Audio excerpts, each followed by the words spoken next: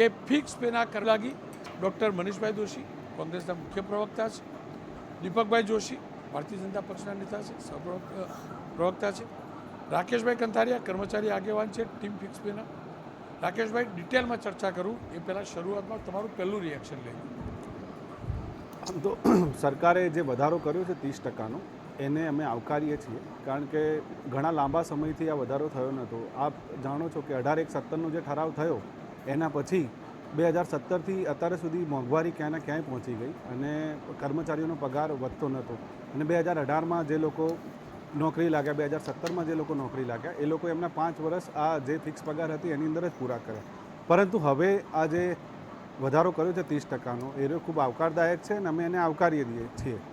પરંતુ અમારી જે મૂળ માગણી જે છે એ ફિક્સ પગાર પ્રથા જ દૂર કરવાની છે. ફિક્સ પગાર પ્રથા જે 2006થી કન્ટિન્યુઅસ ચાલી આવે છે અને નામદાર હાઈકોર્ટે 2012ની અંદર જેને રદબાતલ ઠેરવી છે, ગેરબંધારણીય ઠેરવી છે અને સુપ્રીમ કોર્ટમાં એ મેટર પેન્ડિંગ છે અને હજુ સુધી એનું નિરાકરણ નથી આવ્યું. કારણ કે આમાં સરકાર સુપ્રીમ કોર્ટમાં ગઈ છે. એટલે અમે તો સરકારશ્રીને વિનંતી કરીએ છીએ કે આ પગાર વધારોની બાબત ઠીક છે, પરંતુ મૂળ જે આનું જે મૂળ છે, શોષણનું મૂળ છે, એ પોલિસીને દૂર કરવા માટે સુપ્રીમ કોર્ટમાંથી પિટિશન પાછી ખેંચી લે અથવા સુપ્રીમ કોર્ટમાં કેસ ઝડપથી ચાલે એના માટે સરકારશ્રી સામેથી એપ્લિકેશન કરે અને ગુજરાતના લાખો યુવાનોના ન્યાય માટે આટલું પગલું સરકાર ભરે એવી અમારી વિનંતી છે.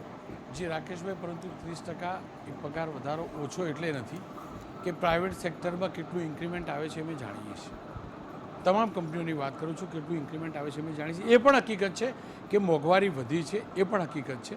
ખેર, દીપકભાઈ મારી સાથે જોડાયા છે. દીપકભાઈ, શું કારણ સરકારે, હું પોતે માનું છું કે 30% ઉદાર મતે આપ્યા છે, છતાં પણ કર્મચારીઓને સંતોષ નથી? કેમ પૂરો સંતોષ ના આપી શકી સરકાર? રોનકભાઈ, પહેલાં તો હું જે